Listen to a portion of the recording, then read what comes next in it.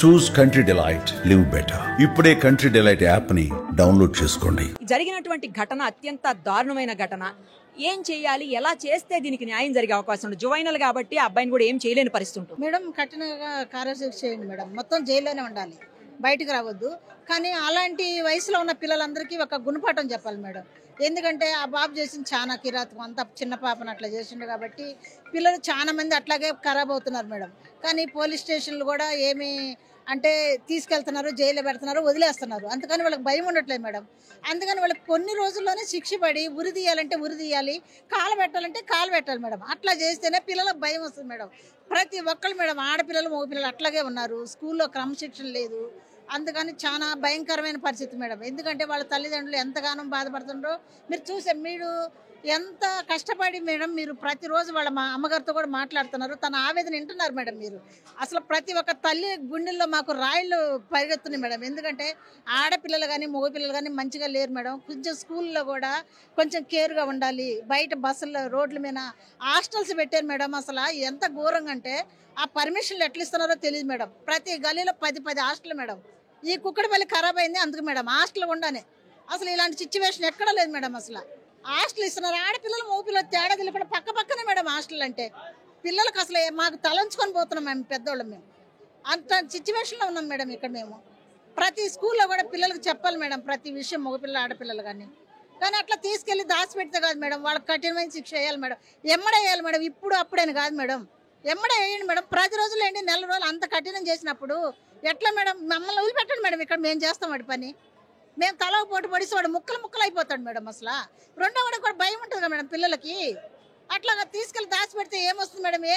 ఏముందిలే వదిలేశారు, తీసుకెళ్ళారు వదిలేశారు అంటారు కదా మేడం. అట్లా కాదు మేడం. అట్లా కొంచెం కోర్టులు, లాయర్స్, మంచి ఎమ్మెల్యే సార్లు, ఇలాంటి మన సీఎం సార్ అంతా గమనించాలి సార్. అసలు మేడం ప్రతి వాళ్ళకి ఎమ్మడే 1 నెలలో శిక్ష పడేటట్టు ఉంటేనే కొంచెం దారికి వస్తుంది మేడం. పిల్లలు చాలా భయంకరంగా ఉన్నారు మేడం. అసలు మనకి చాలా సిచ్యువేషన్ బాగాలేదు. అవును, మీరు అన్నట్టు జువైనల్ హోమ్ లో పెట్టి మళ్ళీ తీసుకొచ్చేస్తారు బయటికి. పెద్దగా ఇందులో ఎఫెక్ట్ అయ్యేది కూడా ఏముండదు. మళ్ళీ వాడు ఇంకో క్రైమ్ చేస్తాడు. 18 years అయిపోయినాక మళ్ళీ ఇక్కడ కాకపోయినా వేరే వెళ్ళి క్రైమ్ చేస్తాడు. వద్దడం అనేది సమస్య కాదు. వాడిని తెచ్చి ఇక్కడ పెట్టండి, మేమే చూస్తాం. చూడమా మనం అందరం చెప్పండి. మనం ఇక్కడే అంతే, వాడిని నరికి పాడేయడమే, ఇంకేం లేదు మేడం. వాడు ఎట్లా చేసింది చిన్న పాపతోని.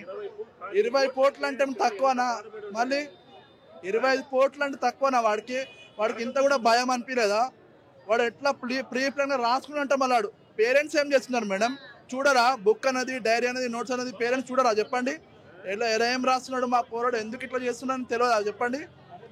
వాడిని ఇంకా మేపుతారు, జ్యుడిషియల్ హోమ్లో, జూనియర్ హోమ్లో మేపుతారు. 18 years అయిపోయినాక పోనీ శిక్ష అయిపోయింది వదిలేస్తారు.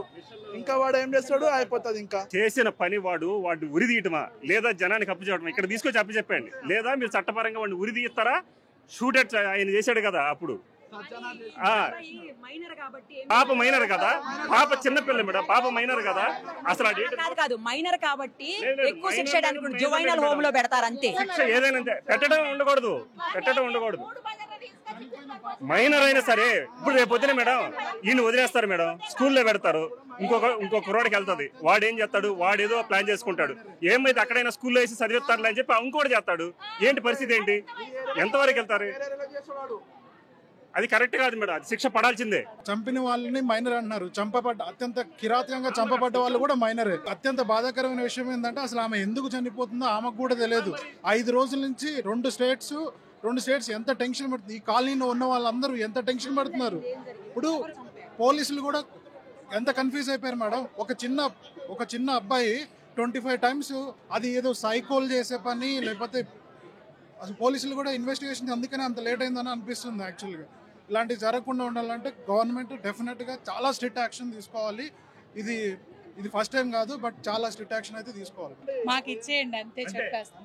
ఆ బాబు అసలు అలా ఎందుకు చేయాల్సి వచ్చిందో ముందు చాలా రాంగ్ అండి. ఆ పాప ఎంత నరకం అనిపించుంటుంది.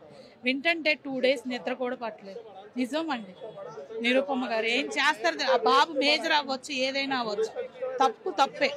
ఆ పేరెంట్స్కి ఎంత బాధ అండి. అసలు వెంటంటే భయం వేస్తుంది. ముందు ఫోన్లు, టీవీలు, మెయిన్ క్రైమ్స్ ఇవన్నీ చూసి పిల్లలు పాడైపోతున్నారు. బాబుని ముందు అసలు జనాల్లో నుంచోబెట్టండి. మేజర్ అయితే చెయ్యరా? ఏమి పనిష్మెంట్ ఇవ్వరా? ఇవ్వరా మైనర్ అయితే ఇవ్వరా? ఆ బాబుని ఇంక పోషిస్తారా జైల్లో? పేరెంట్స్ ఎంత అసలు చూస్తానికి మనకే ఆలోచిస్తుంటేనే ఇంత భయంగా ఉంది. ఆ పాప ఎంత బాధపడి ఉంటదండి. ఇంకా ఇంట్లోనూ రక్షణ లేక, పిల్లలకి బయట లేక, ఇంకెక్కడండి ఆడపిల్లలు బతికేది? ఎక్కడ బతుకుతాం చెప్పండి?